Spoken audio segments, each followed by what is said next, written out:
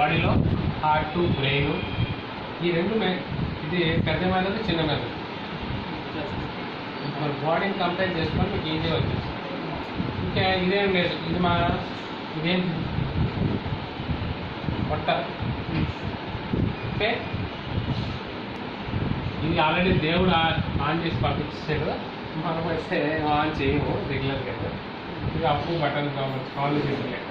ఇది టోటల్గా mobile on అవ్వడానికి కావాల్సిన మెయిన్ పార్ట్స్ ఇవి ఉంటేనే ఫోన్ ఆన్ అయింది. మిగతా పార్ట్స్ ఉన్నా లేకుండా సంబంధం లేదు, ఇది కంపల్సరీ ఉండాలి. సరే చూద్దామా ఎట్లా ఆన్ అవుతుందో. ఫస్ట్ బ్యాటరీ నుంచి పవర్ వెళ్తుంది కదా, ఎంత వెళ్తుంది? 3.7. ఇది ఎక్కడ వెళ్తుందో మనకు తెలుసు. ఎక్కడ చూసినాము? బ్యాటరీ పిన్ దగ్గర చూసినాము. తర్వాత కొన్ని బోర్డులో వీ బ్యాట్ అని వస్తుంది కదా, అలాగే చిన్న డాట్ లాగా ఉంటుంది, కొన్ని ఇక్కడ డైవర్డ్ ఉంటుంది, వీటి దగ్గర వస్తుంది. ఇక్కడికి వచ్చిన తర్వాత పవర్ ఏసీ ఏం చేస్తుంది? వోల్టేజ్ని 2 వోల్టేజ్ని పంపిస్తుంది. ఒకటి ఎన్ని పంపిస్తుంది? ఫ్లాష్ ఏసీకి, ఇంకొకటి సిపియు పంపిస్తుంది. అయితే ఇది పంపించదు. పవర్ ఏసీకి వచ్చిన తర్వాత పవర్ ఏసీకి వస్తుంది అంతే, ఆన్ అవ్వదు. అప్పుడు మనం ఏం చేస్తాం? పవర్ బటన్ ఏం చేస్తాము? ఆన్ చేస్తాము. అయితే మనం బ్యాటరీ పెట్టిన తర్వాత వోల్టేజ్ పవర్ ఏసీకి వచ్చి పవర్ ఏసీ దగ్గర నుంచి ఎక్కడ ఉంటుంది? పవర్ బటన్ వస్తుంది. ఇక్కడ మనకు వోల్టేజ్ 1.2 నుంచి 4.5 వరకు వస్తుంది. ఒక మోడల్ ఒక వస్తుంది. ఆ వోల్టేజ్ వచ్చిందంటే పవర్ ఏసీకి పవరు వెళ్ళినట్టే. ఏది ఇక్కడ వస్తుంది. అప్పుడు ఏం చేస్తావు? దీన్ని నొక్కావు, ప్రెస్ చేసిన తర్వాత పవర్ ఏసీ ఏం చేస్తుంది? 2 వోల్టేజ్ని రిలీజ్ చేస్తాం. 2 వోల్టేజ్ని రిలీజ్ చేస్తాం.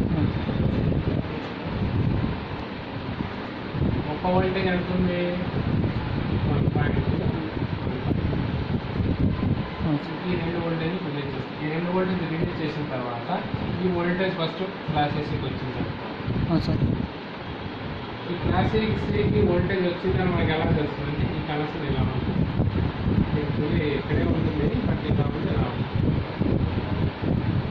ఒకటి డౌన్ అప్ వచ్చిందా అంటే ఇక్కడ వోల్టేజ్ వచ్చినప్పుడు మనకి ఆ వోల్టేజ్ ఇక్కడికి వచ్చినాయా లేదా తెలియాలంటే మనం ఇక్కడ చూడచ్చు. ఎక్కడ? అప్ డౌన్ దగ్గర చూడచ్చు. అప్పటికి రాదు, ఫస్ట్ డౌన్కే వస్తుంది. ప్రెస్ చేయకుండానే వచ్చేస్తుంది. ఇలా పెట్టిన తర్వాత పవర్ బటన్ ప్రెస్ చేసిన తర్వాత అప్ బటన్ దగ్గరికి మళ్ళీ వోల్టేజ్ వస్తుంది. ముందర దానికి వస్తుంది సార్, ముందర దేనికి వస్తుంది? దీనికి వస్తుంది. ప్లస్ తర్వాత అది దీనికి వచ్చి ఈ రెండింటిలో ఎక్కడా రాలేదనుకో అప్పుడు ఏం ప్రాబ్లం ఉంది? పవర్ ఏసీనే ప్రాబ్లం. Okay sir. ఒకవేళ దీనికి వచ్చిన తర్వాత రెండింటికి రావట్లేదు అనుకో అప్పుడు కూడా పవర్ ఏసీనే ప్రాబ్లం. ఓకే, ఒకటి ఇది వచ్చి ఇది రాలేదనుకో, ఒకటి వచ్చి రాలేదనుకో అప్పుడు ఏమవుతుంది? బూట్ అవ్వడం. అప్పుడు ఏమవుతుంది? బూట్ అవ్వడం. బూట్ అయితే మనకి ఇంకా ఈ ఐసీకి వచ్చినప్పుడు దీనిలో ఏముంది? ఓఎస్. ఈ ఓఎస్ ఎక్కడ పోతే సిపియూకి వెళ్ళినప్పుడు అప్పుడు సిపియూ చేసి ఆన్ అయింది. ఇందులో ఉన్న ఓఎస్ని సిపియూ చేసింది ఆన్ చేస్తున్నాడు.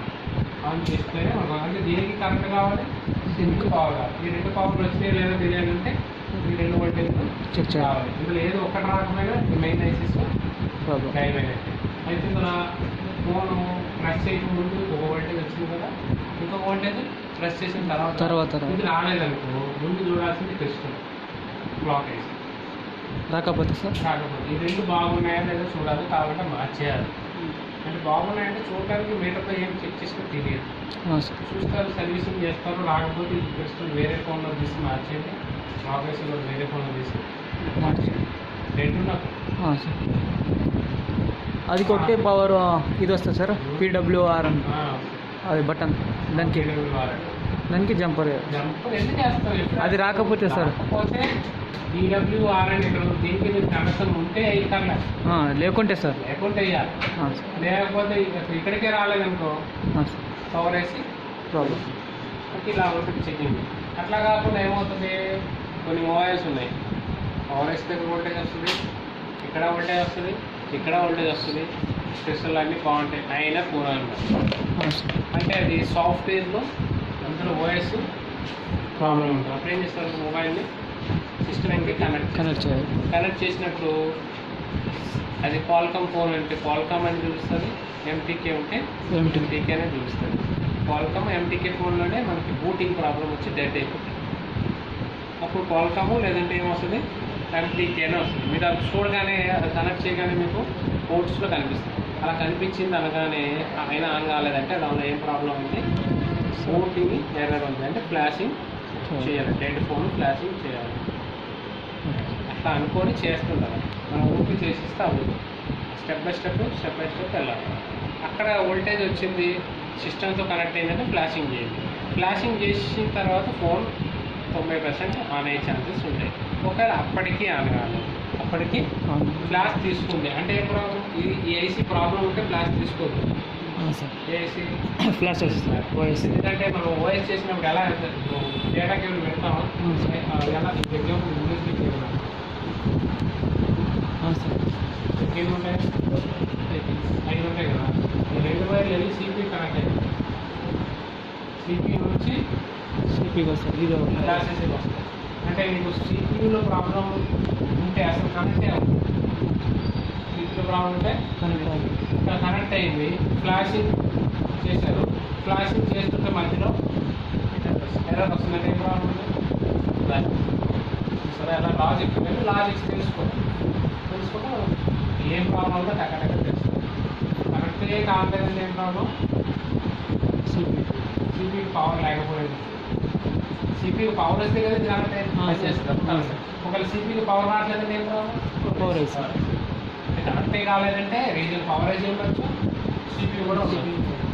కనెక్ట్ అయ్యి ఫ్లాషింగ్ ఎర్రర్ వస్తుందంటే ఫ్లాష్ చేసేలో ప్రాబ్లం ఉండొచ్చు. అంటే క్వాల్కమ్ కనెక్ట్ అవుతుందంటే ఏది కనెక్ట్ అవుతుందంటే క్వాల్కమ్ అంటే ఇది సార్ సిపియూ కనెక్ట్, బట్ ఇది కనెక్ట్ అవ్వట్లేదు. ఇది ఎప్పుడు ఫ్లాష్ చేస్తేనే తెలుస్తుంది. ఫ్లాషింగ్లో ఎర్రర్ వచ్చేసింది అనుకో, ఇది పోయినా కూడా ఫోన్ కనెక్ట్ అయింది, ఇది లేకుండా కూడా ఫోన్ కనెక్ట్ అయింది. బట్ ఫ్లాష్ అయ్యాకలేదు, ఫ్లాష్ చేయాలంటే దీంట్లోనే. ఇంకేమైనా డౌట్స్ ఉన్నాయా? Okay sir, no doubts. ఈ లాజిక్స్ అని లాస్ట్ చెప్తాను, అందుకే ఎవరికైనా ఓకే సార్. ఏమైనా డౌట్స్ లేవు కదా? లేదు సార్.